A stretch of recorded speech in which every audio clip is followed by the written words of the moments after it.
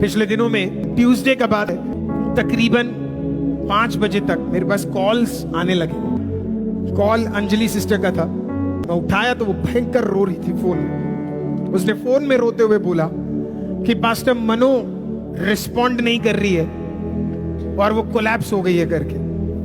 तो मुझे लगा शायद नॉर्मल सा कुछ होगा, तो मैंने उसे बोला आप कहाँ जा रहे हो? बोला एक हॉस्पिटल जा रहे हैं। तो जब वो पहले हॉस्पिटल ले गए तो डॉक्टर्स ने मना कर दिया कि हम इसे अंदर नहीं रख सकते।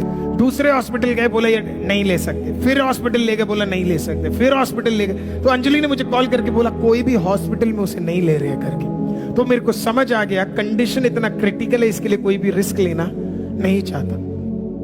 अगर मैं गलत नहीं, 4-5 हॉस्पिटल के बाद फाइनली उस हॉस्पिटल में उसे भर्ती किया गया। सीधा डॉक्टर्स ने क्लियर कर दिया कि ये बहुत क्रिटिकल कंडीशन में है करके। सीधा उसे ले जाकर आईसीयू में डाल दिया गया। अंजलि ने मुझे कॉल किया और बोला कि डॉक्टर्स ने बोला है बच नहीं सकती है, बहुत इम्पॉसिबल केस है करके। मेरी वाइफ डॉक्टर है, इसके लिए मैं तुरंत अपनी वाइफ से डिस्कस किया।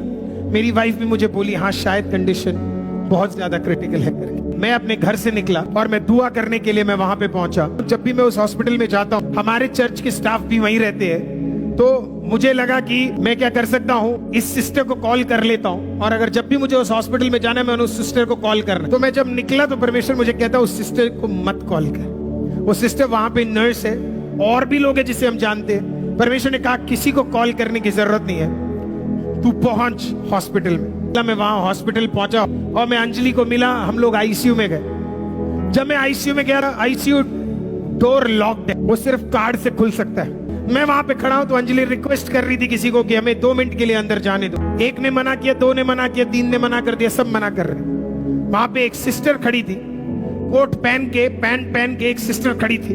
वो सिस्टर जल्दी से दौड़ कर आई, बोला आप पास्टर अरुण हो?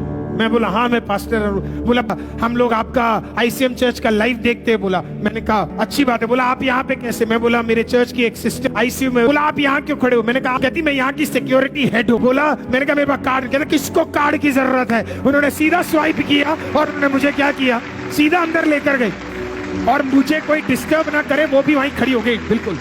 तो मैं उस सिस्टर से पूछा आप बताइए क्या? बोला पास्टर मैं आपको बता रही है डेड है, ये कोमा में चली गई, ब्रेन डेड हो। तो उस टाइम पे परमेश्वर ने मुझसे बोला जो ये बोल रहे मत सुन, जैसे लाजर को जिंदा किया वैसे ही तू प्रार्थना करना शुरू कर। तूने कहा था ना मरे हुए लोगों को जिंदा होते हुए देखना है, मैं करके दिखाता हूँ। मैं गया, मैं घुटने पे बैठा, मैंने कहा लाजर को जिंदा करने वाला मना ये तेरे को जिंदा करने के लिए इस कमरे के अंदर है, उठ के खड़ी हो जा। बोला तो फिर हम डॉक्टर से मिले। डॉक्टर ने हमें क्लियर बोल दिया, क्या बोला 24 से 48 आवर्स खत्म। बोला नहीं जी सकती, बोला डेड है, क्रिटिकल कंडीशन है। बोला कोई बात नहीं। मैं वहां से निकला, हम ये सोच रहे थे कौन इधर देखने के लिए अंजलि को मदद करेगा। एक और लड़का आता है, वो पंजाब अमृतसर से है, मेरे को देखता और बोलता है आप पास्टर?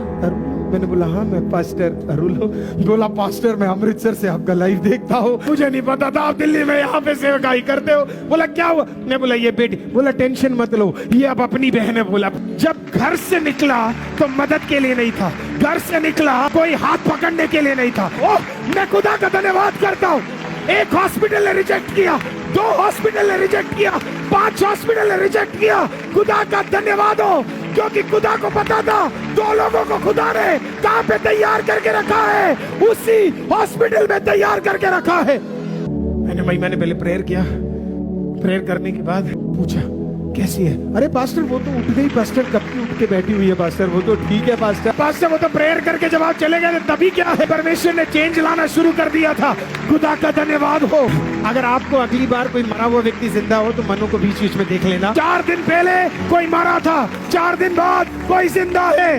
बीच बीच में आपने लाजर की कहानी सुनी थी, आप आज लाजर को जिंदा देख रहे हैं। यही खुदा का सामर्थ और ताकत है।